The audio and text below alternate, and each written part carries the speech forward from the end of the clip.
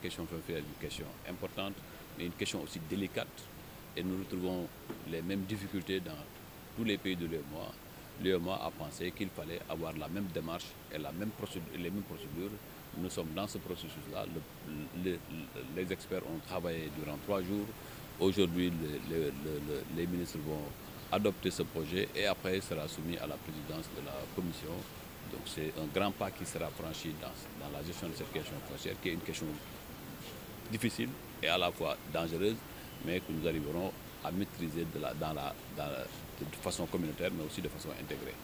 Oui, l'impact, il est d'abord, comme nous l'avons dit, la même démarche dans tous les pays membres de l'UEMOA, dans tous les 8 pays membres de l'UEMOA, mais aussi ça permettra de faciliter la diligence dans l'évacuation de ces procédures.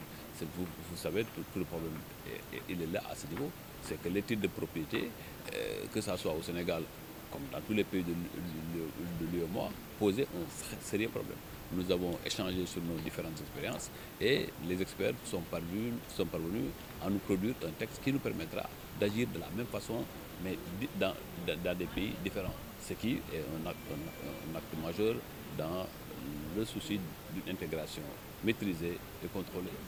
D'abord, il convient de dire que les problèmes liés à l'accès aux fonciers sont communs à tous les États de l'UEMOA, au point que les chefs d'État de l'UEMOA ont instruit la commission de l'UEMOA à mener des réflexions pour régler les difficultés que les populations ont pour accéder aux fonciers.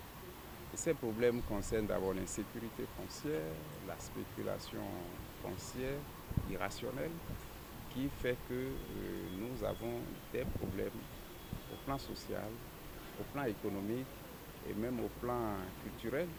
Dans beaucoup de pays, il est difficile d'accéder aux fonciers de façon sécurisée. Et c'est ça qui nous a amené à mener cette réflexion qui a permis d'élaborer une directive pour harmoniser les méthodes de gestion, les outils de gestion du foncier dans chacun des États, pour que dans n'importe quel pays de l'UEMOA où on se trouve, on soit à même d'accéder dans les mêmes conditions aux fonciers.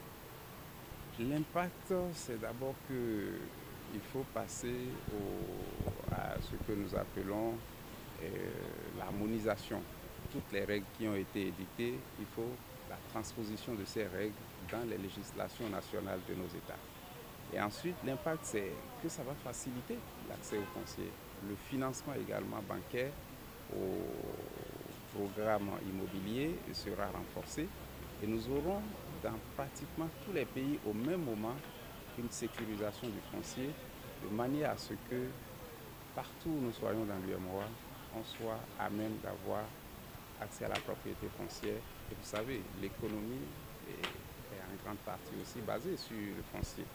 Nous avons les problèmes de logement, nous avons également les problèmes de production qui sont liés au foncier. Et c'est ces problèmes qui vont trouver solution avec l'adoption de cette directive et sa transposition dans les États membres de l'UEMOA.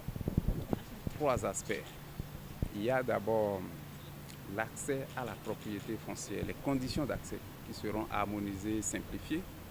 Il y a ensuite l'immatriculation foncière qui aujourd'hui dans beaucoup d'États est difficile à faire. Et il y a la mise en place enfin d'un système d'information qui permettra à tout le monde, quels que soient les lieux où on se trouve dans l'UEMOA, d'avoir une base de données à laquelle on peut accéder pour avoir les informations élémentaires sur le foncier. Qu'on soit dans un des États, on peut avoir l'information dans n'importe lequel des États pour savoir si, par exemple, une propriété, une parcelle n'est pas litigieuse. Si vous pouvez accéder à ça de façon rapide, ce serait déjà un grand pas. Donc, ce système d'information commun qui va donc être mis en place va nous permettre de gérer le foncier en toute transparence.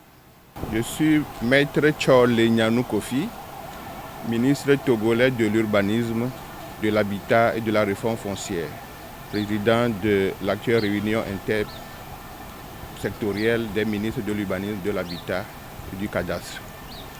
La présente directive qui est en cours d'adoption constitue véritablement une avancée dans la mise en œuvre des solutions appropriées pour la résolution des problèmes fonciers que nous avons dans chacun de nos pays. Donc c'est une façon de juguler les difficultés, de mettre en route des solutions dans l'espace communautaire pour que nous puissions avoir un développement harmonieux.